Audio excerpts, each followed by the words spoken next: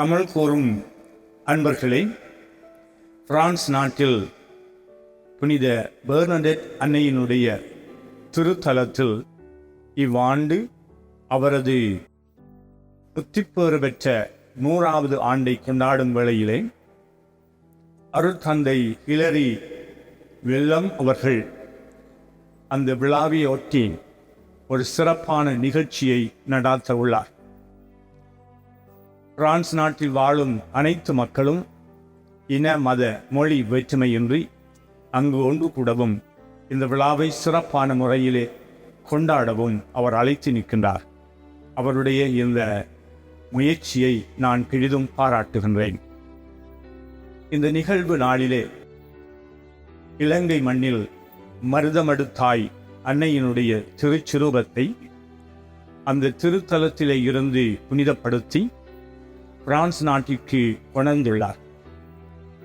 மருதமடு அன்னையினுடைய திருச்சிரூபத்தை இந்த திருத்தலத்திலே ஏற்றி வைத்து அவள் மீது நாம் கொண்டிருக்கின்ற நம்பிக்கையையும் அவள் மீது நாம் கொண்டிருக்கின்ற பக்தியையும் வளர்ப்பதற்காக, அந்த நோக்கத்திற்காக அந்நாளில் இருக்கும் திருத்தலத்திலேயே ஆசீர்வதித்து புனிதப்படுத்தி பிரான்ஸ் நாட்டிற்கு கொணர்ந்துள்ளார்.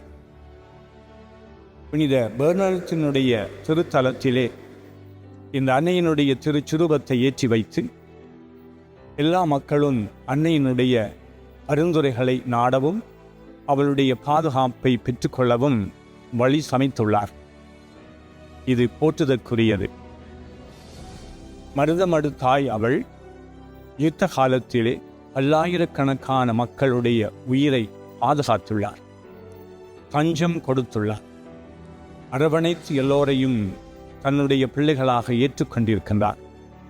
புதுமை மிக்க, அற்புதம் மிக்க இந்த மருதமடுத்தாய் புனித பெர்னடெட் அன்னையினுடைய திருத்தலத்திலே ஏற்றி வைக்கப்படுவது எல்லோருக்கும் மகிழ்ச்சியுள்ள நிகழ்வு ஆகும்.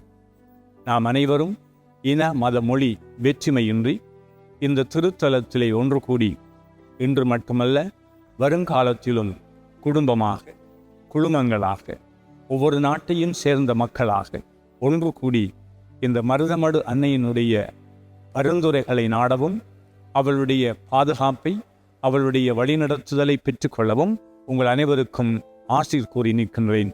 நன்றி.